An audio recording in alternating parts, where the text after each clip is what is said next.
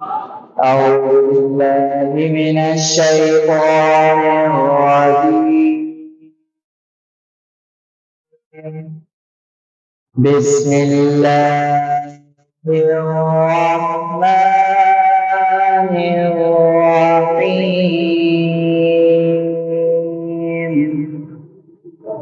لإيلاف قريش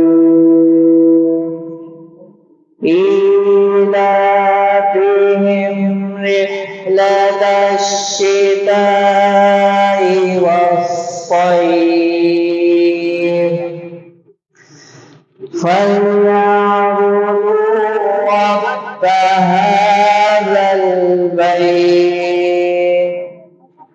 الذي يطعمهم من جوع وآمنهم من خوف. صدق الله.